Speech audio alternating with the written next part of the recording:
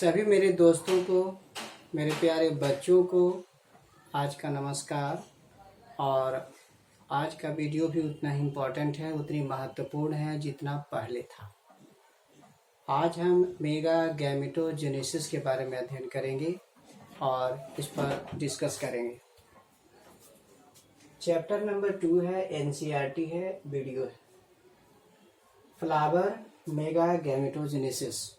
Mega gametogenesis ये medical के लिए भी है, सीबीएसई के लिए भी है और दूसरे अदर बोर्ड्स के लिए भी है।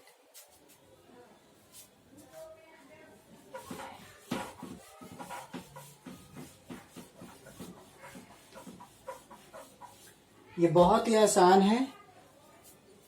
Mega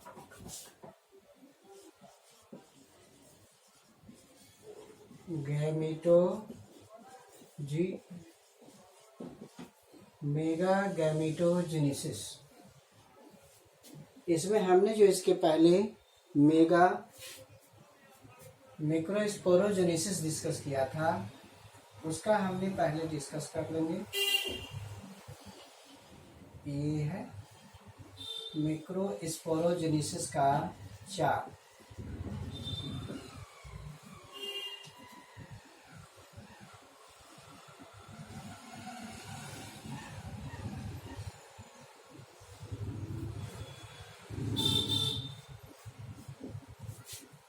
मैक्रोस्पोर tetrad.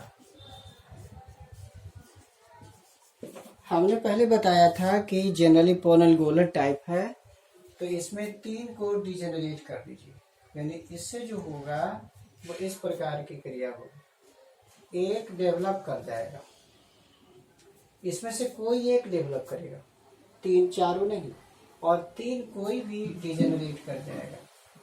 इसको आप डिजेनरेट कर दीजिए।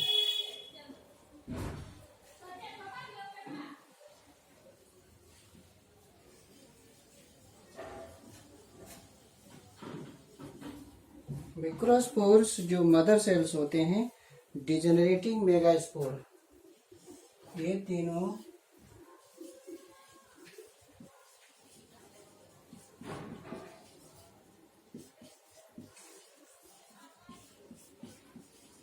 डिजेनरेटिंग मेगास्पोर है और ये फंक्शनल मेगास्पोर।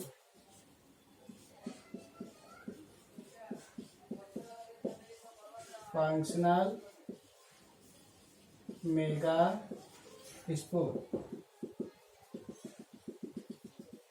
ये फंक्शनल मेगास्पोर है। अब ये फंक्शनल मेगास्पोर जो है बड़ा हो जाएगा और इसका न्यूक्लियस माइटोटिस डिवीजन करेगा।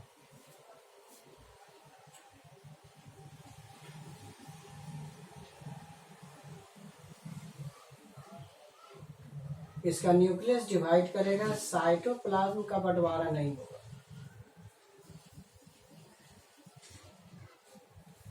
Nucleus only nucleus divide mitotically and go to opposite pole. Only nucleus divides mitotically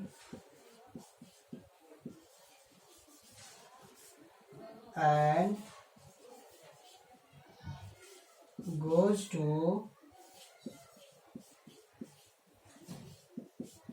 opposite pole। सिर्फ न्यूक्लियस डिवाइड करेगा, दोनों अपोजिट पोल पर चला जाएगा। दोनों जो अपोजिट पोल पर है वो भी फर्दर डिवाइड करेगा और बाई न्यूक्लिएट बनाएगा।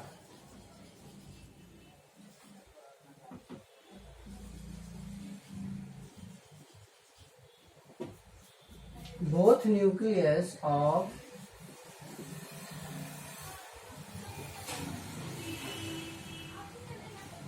opposite, both nucleus of opposite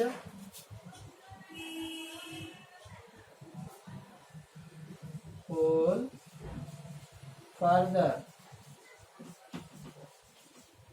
divide to form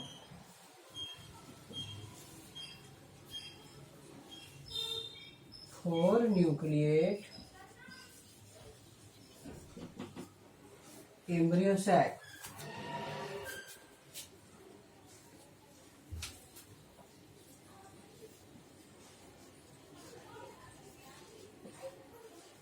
ये 2 न्यूक्लिएट हो गया, 2 न्यूक्लिएट। यहाँ 2 न्यूक्लियस का फॉर्मेशन हुआ, but there is no in that situation जो भी आप देख रहे हो उसमें किसी तरह का साइटोप्लाज्म का बंटवारा नहीं है, बल्कि सिर्फ न्यूक्लियस का बंटवारा है। यहाँ से न्यूक्लियस डिवाइड किया, दोनों पोल पर चला गया। एक पोल क्या है?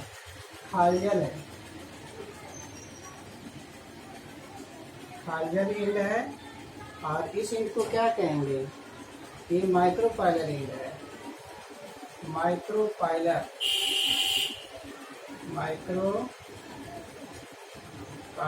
एंड।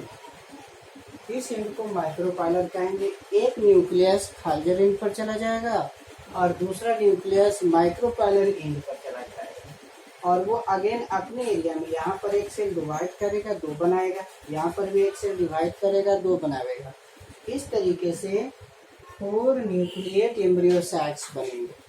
और दिस ऑल माइटोसिस है, ये माइटोसिस करके यहाँ पर आएगा, ये माइटोसिस करके यहाँ बनाएगा। यानी पर इसमें जो हो रहा है रिपीटेड माइटोसिस डिवीजन हो रहा है।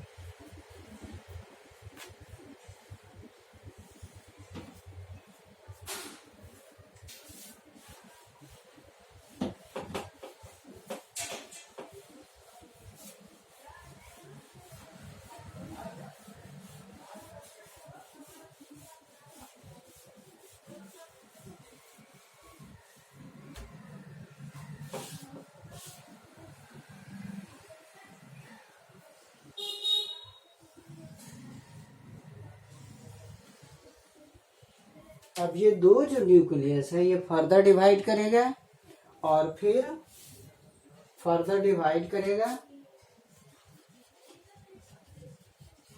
फर्दर डिवाइड, और यहाँ 8 न्यूक्लियस बनाएगा।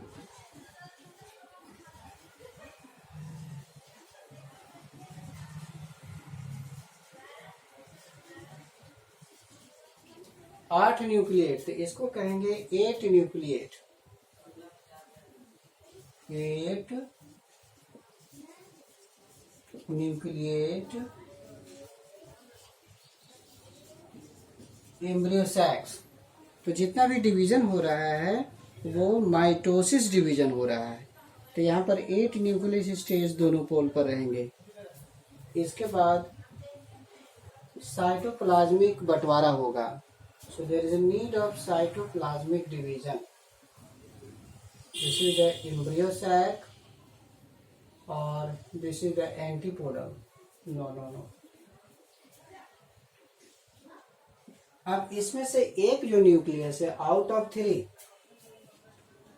and out of 3 1 nucleus moves to the center.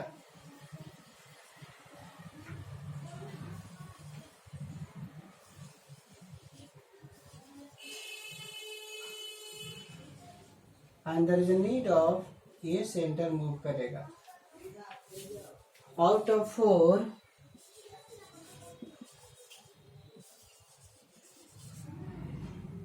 1 out of 4 of each pole 1 nucleus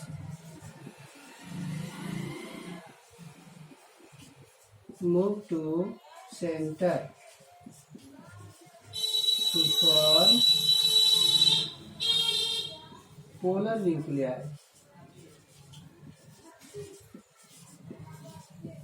To form polar nuclei.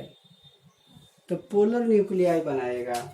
यहाँ भी माइटोसिस से चल रहा है, यहाँ माइटोसिस नहीं होगा, ये हो। तो इस तरीके से हमने देखा कि यहाँ पर जो है आउट ऑफ इसमें से इसमें चला। अब फर्दर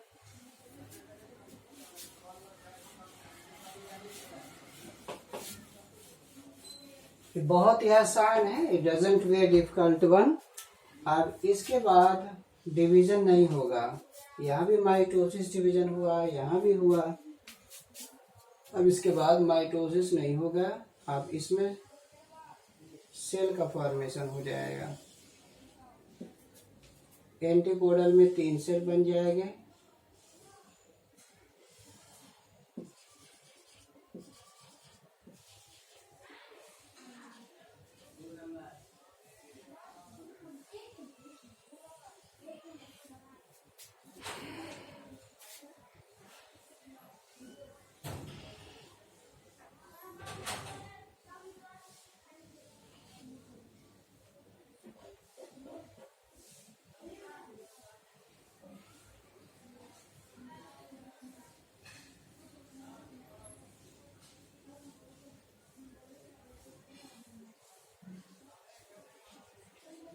इस तरह से ऑर्गेनाइजेशन बनेंगे।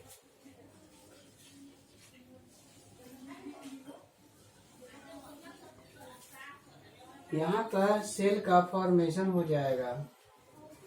Each nucleus is divided by surrounded by cytoplasm. Nucleus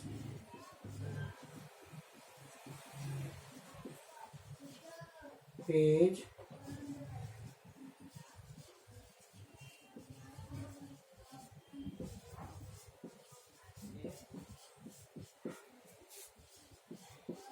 जितना भी न्यूक्लियस है, चाहे वो एंटीपोडल का हो या खालजल का हो, एंटीपोडल इंट और खालजल इंट, सब में सेल का फॉर्मेशन हो चुका है। अब ये जो है आपका माइक्रोपाइलर इंट, ये दोनों सेल जो होते हैं ये एंटीपोडल सेल कहलाया। एंटीपोडल सेल, सेंट्रल सेल और पोलर सेल। यहाँ पर देखिएगा कि ये जो दोनों है वहां से साइनर्जिड कहलाए। साइनर्जिड ये एक सेल कहलाया, एक cell, and this is called filiform apparatus। Filiform apparatus। इस तरीके से आपका एम्ब्रियो सैक तैयार हुआ। This is the embryo sacs. हमने यहाँ देखा, यहाँ 4 दूनी 8 है, 8 न्यूक्लिएट स्टेज है। यहाँ पर हमने देखा कि प्रत्येक पोल से एक न्यूक्लियस सेंटर पर चला आता है दोनों साइड से। तो दोनों साइड में 3-3 रहा, बीच में 2 न्यूक्लियस आ गए। उसके बाद कैरियोकाइनेसिस हुआ, यानी कि सेल मेम्ब्रान का निर्माण हुआ, साइटोप्लाज्म घिर गया। तो ऊपर जो खालजल इंट पर था 3 एंटीपोडल सेल बना, जिसका बाद में कोई वजूद नहीं है। बीच में 2 न्यूक्लियस हुआ जो बाद में चल के मिल जाएगा, इसको हम पोलर सेल कहते हैं। और नीचे जो माइक्रोपाइलर इंट पर है, ये 3 जो न्यूक्लियस है, 3 का साइटोप्लाज्म से घिर जाना और 2 साइनर्जिड में कन्वर्ट हो जाता है और एक सेल में कन्वर्ट हो जाता है। जो साइनर्जिड सेल रहता है, इसके बेस पर एक फिलीफॉर्म फिंगर लाइक apparatus होता है, इसको कहते हैं फिंगर लाइक apparatus। तो ये फिंगर लाइक apparatus का फॉर्मेशन हो जाता है। तो ये इस तरह का एक एम्ब्रियो सैक्स का निर्माण होता है। इट इज कॉल्ड एम्ब्रियो सैक्स, और इसी को हम मेगा गैमेटोजेनेसिस कहते हैं। मेगा गैमेटोजेनेसिस, अब ये बन गया मेगा गैमेटोफाइट, इसको हम मेगा गैमेटोफाइट कहेंगे। That is called mega gametophyte और एम्ब्रियो सैक। तो क्या कहेंगे, एम्ब्रियो सैक। मेगा गैमेटोफाइट को ही एम्ब्रियो सैक कहा जाता है। अब इसमें कुछ अति है फंक्शंस है, सबका हम अलग अलग लिख देते हैं।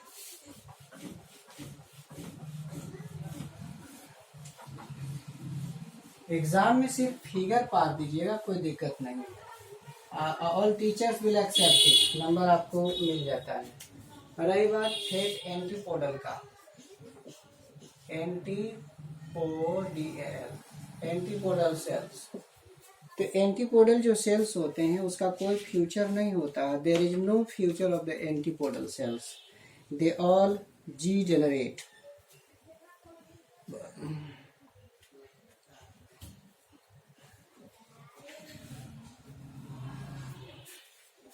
एंटीपोडल सेल्स है, it is also called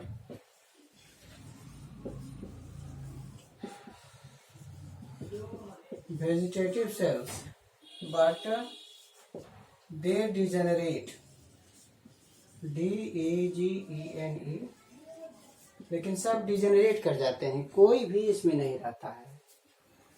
next हो गया नंबर 2 में आइएगा। नंबर 2 आपका साइनर्जिड। नंबर 2 जो आता है साइनर्जिड्स का आता है। तो साइनर्जिड हेल्पर सेल है, इट इज, ये मदद करता है, ये साइनर्जिड है जो मदद करता है। हेल्पर सेल्स और कोऑपरेटिव सेल्स, और कोऑपरेटिव सेल्स होते हैं, ऐसे सेल्स होते हैं जो मदद करते हैं। They are cooperative cells, 2 in number होते हैं, 2 की संख्या में होते हैं।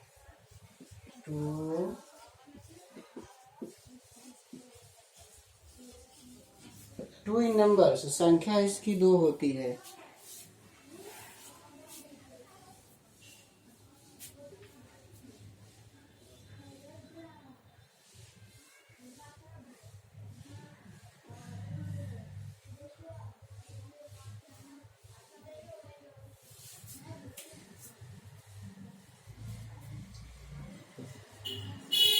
It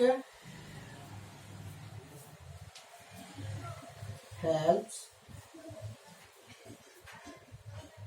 the male gamete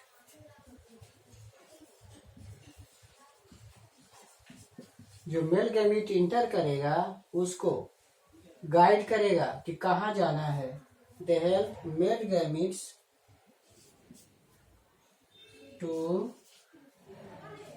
go to egg and polar nuclei।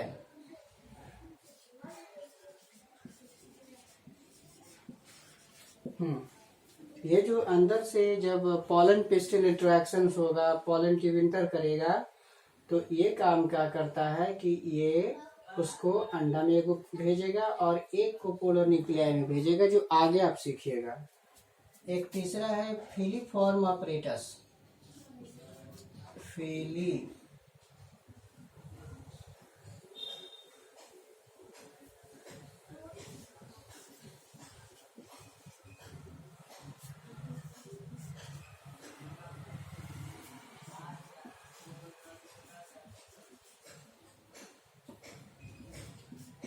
Next है फेलीफॉर्म अपरेटस, ये गाइड करता है इट किसको, पॉलन ट्यूब को, it guides pollen tube.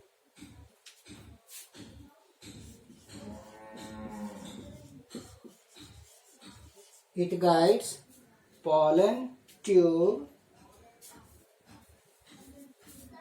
into synergid।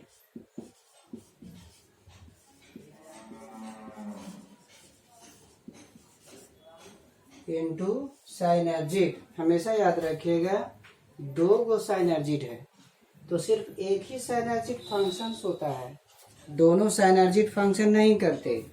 एक साइनर्जिड धीरे धीरे डिजेनरेट कर जाता है और एक साइनर्जिड काम करता है। तो इस तरह फिलीफॉर्म ऑपरेटस में आपने देखा कि फिलीफॉर्म ऑपरेटस जो होता है पॉलन ट्यूब को इसमें डाल देता है साइनर्जिड में। Filiform apparatus guides the pollen tube to go to synergid. अब उसके बाद साइनर्जिड क्या करता है कि पॉलन ट्यूब में जो दो मेल गैमीट होते हैं उसको एक इसमें सप्लाई करता है और दूसरा यहाँ पर सप्लाई करता है। इस तरह एंटीपोडल हो गया, इसको वेजिटेटिव सेल भी कहते हैं। लेटर ऑन ये डिजेनरेट कर जाता है, खत्म हो जाता है। साइनर्जिड में हमने देखा कि ये हेल्पर है, कोऑपरेटिव है, मददगार होता है और ये क्या करता है कि दो गैमिट्स में से एक गैमिट को क्या करता है कि उसमें supply filiform apparatus pollen tube को साइनर्जिड में डालता है।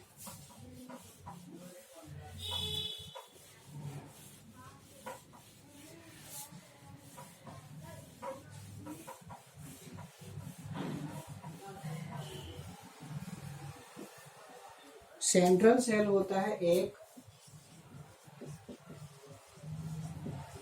सेंट्रल सेल, ये वाला जो हो गया आपका सेंट्रल सेल या पोलर सेल्स हो जाता है।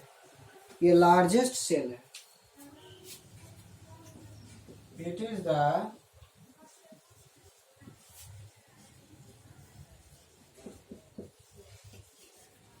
Is the largest cell of the embryo.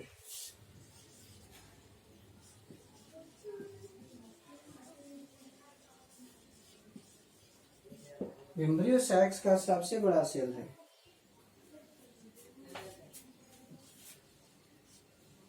It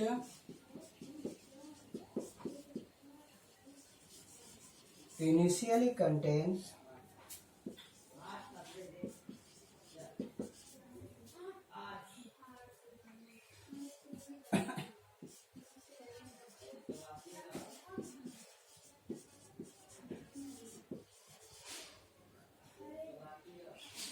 two polar nuclei,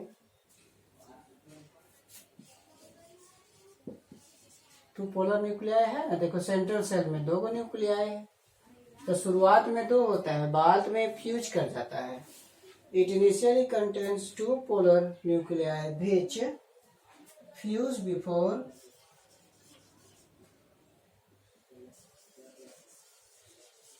fertilisation.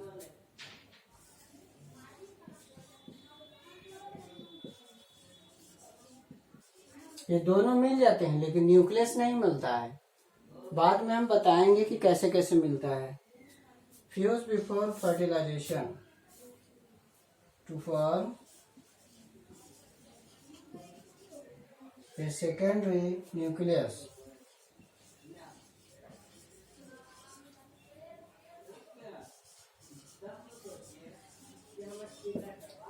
इस तरीके से हम इसमें क्या देखते हैं, 1 2 3,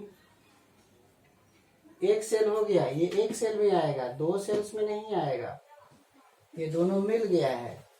तो यहाँ पर 1 2 3 4 5 6 1 7, ये दोनों सेल जो होते हैं बाद में चल करके मिल जाते हैं, मिल करके अलग नहीं होते। इस तरह ये जो अवस्था होती है एम्ब्रियो सैक्स की, जो अवस्था होती है, stage of the embryo sac, stage of the embryo sac, वो होता है 8 7 सेल और 8 1 2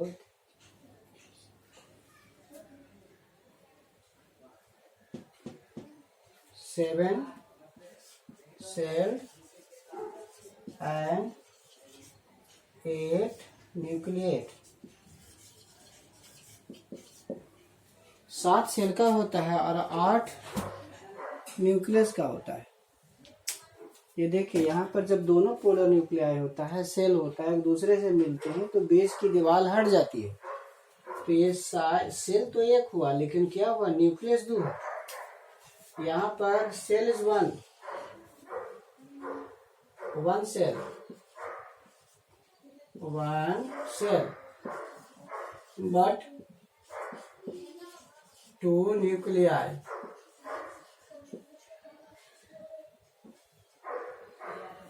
one cell but two nuclei, एक सेल है लेकिन दो न्यूक्लियाई है। तो इस तरीके से हमने आपको ये चीज बताया कि ये टोटल के टोटल मेगा गैमेटोजेनेसिस का ये लेक्चर है, ये वीडियो है। और इस वीडियो से आप तकरीबन हर चीज की समस्या हमने कोशिश किया है कि आपको हर तरह के एग्जाम के लिए फायदेमंद हो। इसमें हम हर चीज पर फोकस डाला, हमने कोई भी ऐसा चीज नहीं, हमने फिलिफॉर्म ऑपरेटर्स बताया, इसके बारे में बताया, इसके बारे में और इसके बारे में। ये एंटीपोडल लिप है, डिजनरेट कर जाता है, ये रह जाएगा, ये भी एक डिजनरेट कर जाता है। साइनर्जिक सेल का फंक्शन हमने बताया, अलग करके हमने बता दिया। सेंट्रल सेल के बारे में बता दिया। फिर हमने one cell two cell nuclei के बारे में बताया। तो इस तरीके से जो मेगा स्पोर से मेगा गैमेटोफाइट बनने की जो क्रिया है वो हमने आपको बताया, जो पूरी तरह से माइटोसिस पर आधारित है। हमने जो बताया कि मेगा स्पोर से मेगा गैमेटोफाइट बना, नहीं बताया था कि एमएमसी से मेगा स्पोर बना। हमने पहले लेक्चर में बताया था एमएमसी से मेगा स्पोर।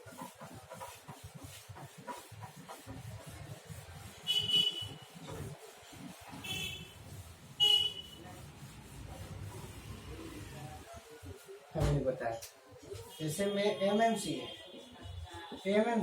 इससे क्या बना, मेगा स्पोर। तो ये क्या कहला है,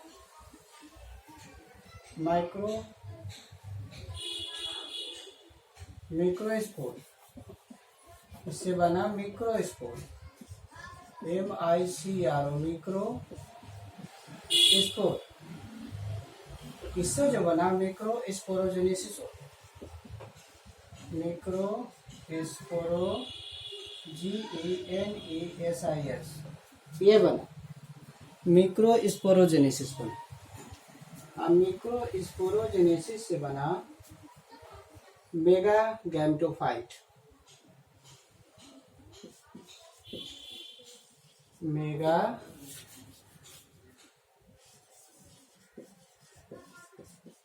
गैमेटो PH/T मेगा गैमेटोफाइट बना, जिसको हम फीमेल भी कहते हैं, FEMALE, फीमेल हो गया। इसको कहते हैं mega gametogenesis, mega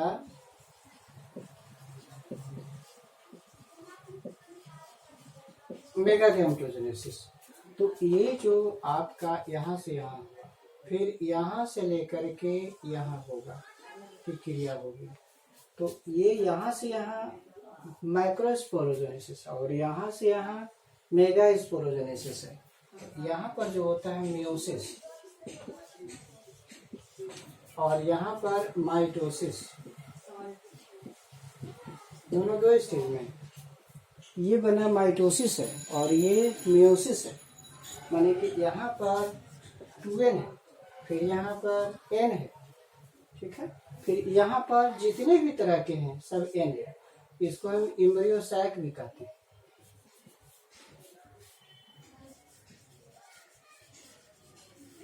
embryo sac, जितने भी सेल होते हैं एम्ब्रियो सैक्स में, ऑल सेल जो होते हैं, all cells are haploid.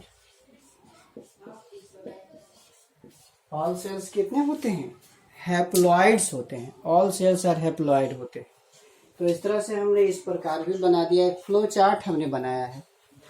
Flow chart के माध्यम से आप बेहतर तरीके से प्लॉइडी के बारे में, क्रोमोसोम्स की संख्या के बारे में भी आप अध्ययन कर सकते हैं कि किसमें कैसा है, कहाँ मियोसिस होता है, कहाँ माइटोसिस होता है, कहाँ हैप्लॉइड है, कहाँ डिप्लॉइड है, किसमें है। Everything is clear, there is no needs. कोई भी जरूरत नहीं है कि आपको किताब के माध्यम से जाए। किताब से ज्यादा, किताब से बढ़िया तरीके से हम आपको एक्सप्रेस कर दिए हैं। इसमें इतना स्पष्ट आपको किताब पढ़ने से नहीं मिलेगा। अब ये मेगा स्पोरोजेनेसिस में फीमेल गैमेटोफाइट और एम्ब्रियो सैक एक ही चीज होती है। अब इसके माध्यम से आप अच्छे तरीके से समझ गए होंगे कि मिक्रो स्पोरोजेनेसिस और मेगा गैमेटोजेनेसिस क्या चीज़ है और इसे क्या समझना है। तो इस तरीके से हमने इस चीज़ को बताया और इसके माध्यम से आप इसको बेहतर तरीके से पढ़ें, समझें, लाइक करें, शेयर करें, सब्सक्राइब करें और हमें आगे बढ़ने का मौका बने। हम लोग आप लोगों का हमें प्यार भी मिले ताकि बेहतर है और हम अच्छी तरीके से और बढ़िया से बढ़िए। हालांकि हम जितने भी वीडियो बनाए हैं हमने कोशिश किया है कि मैं ज़्यादा से ज़्यादा इन्फॉर्मेशन दूं। हमें इसकी ज़रूरत नहीं है, बल्कि इसकी ज़रूरत है कि आप इसे लेकर के फ़ायदा उठाइए। कोशिश करिए कि एग्ज़ाम में आपको आंसर लिखने की ज़रूरत ना पड़े, बल्कि एग्ज़ाम में हमारा आंसर लिख करके आप काम कर लीजिए। आपको किताब की ज़रूरत नहीं है। हम जो बता रहे हैं किताब से बहुत है, इट इज़ एनफ, और इससे ज़्यादा संभव नहीं है। आप दोनों तरह के एग्ज़ाम इसे फेस कर सकते हैं। अतः हम आपसे विदा लेना चाहते हैं। Thank you and best of luck to all of you, ताकि आपको इससे कोई भी प्रॉब्लम ना हो।